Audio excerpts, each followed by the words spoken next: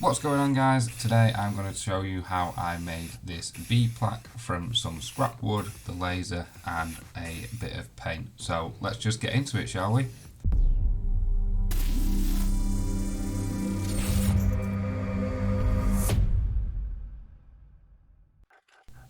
Alright, so this is the piece of scrap wood I had. This was around 20 centimetres by 15 centimetres.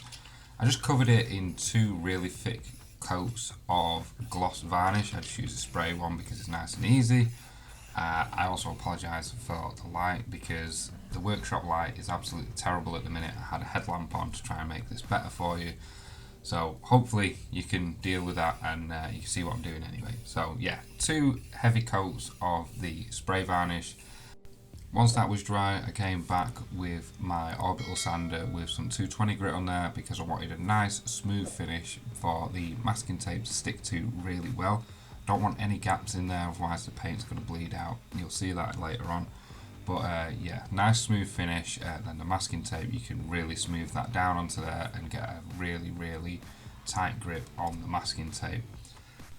When you're putting the masking tape on, you want to make sure that you get it really smooth on there. You don't have any creases, you don't have any gaps anywhere, and the overlap, you want the overlap to be as tight as possible because where it overlaps, you're going to end up having discrepancies in the lasering.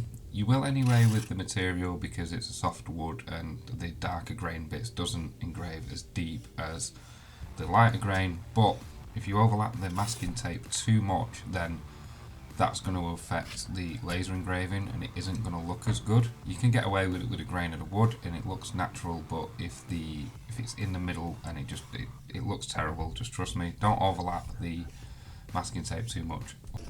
Right, so the engraving, this was set at 150mm a second at 20% power on my 50-watt Chinese orange and white laser.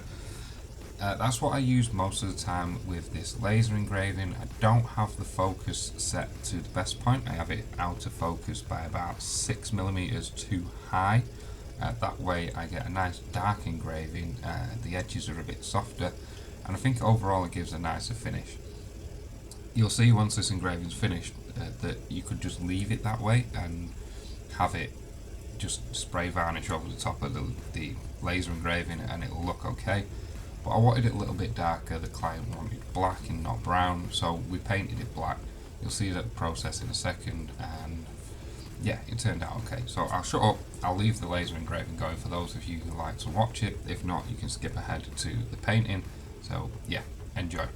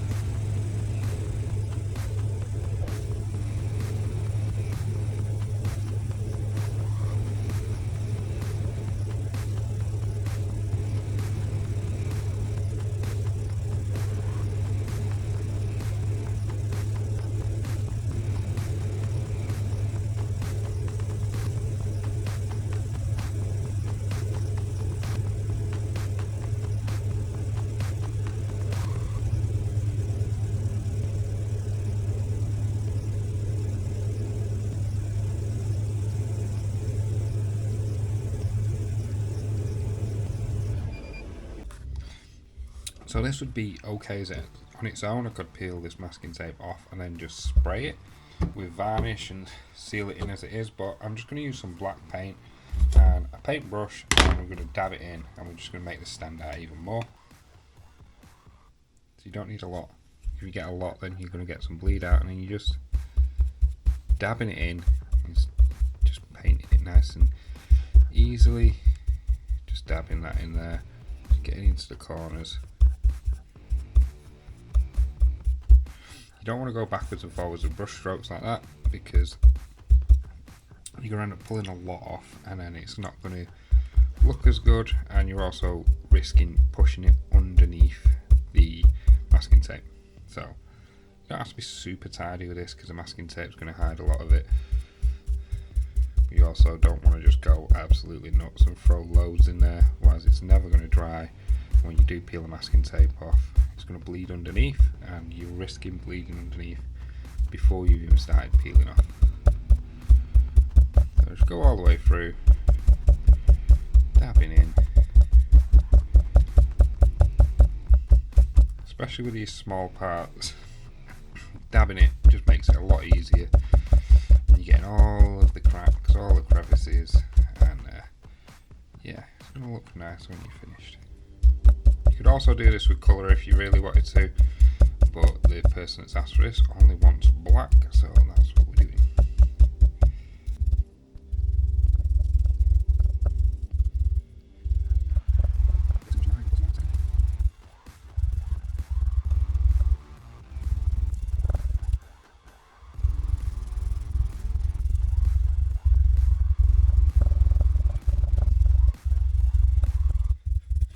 So now I'm just going to give that a couple of minutes to dry while I'm cleaning my paintbrush, and we should be good to peel the masking tape off.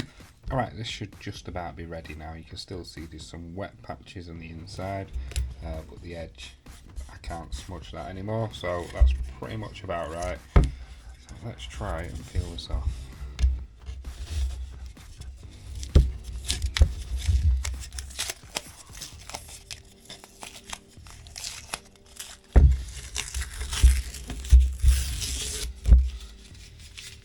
That one's nice and easy.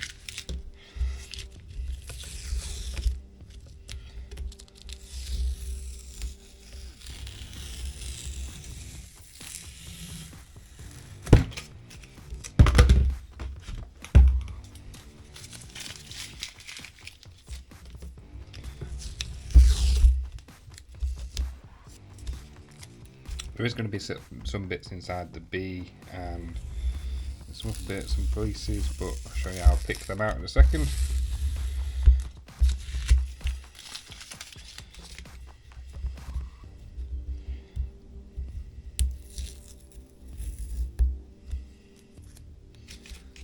Looks like there was a little bit of bleeding out, but we should be okay because it's varnished. Should be able to just sand that out.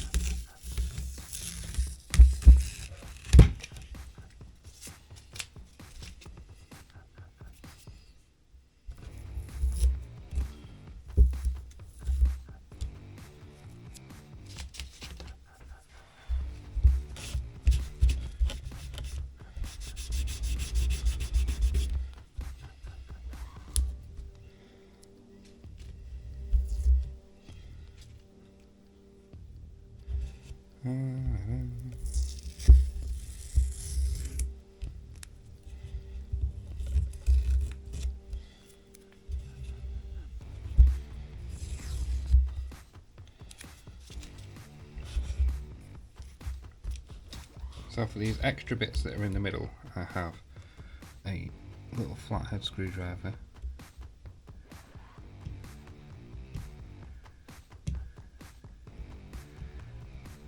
Just give it a gentle scrape from the centre. You should be able to get it.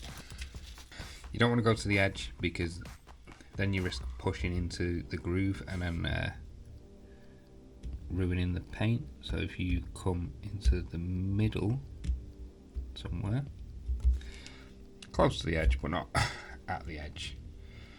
It should be okay.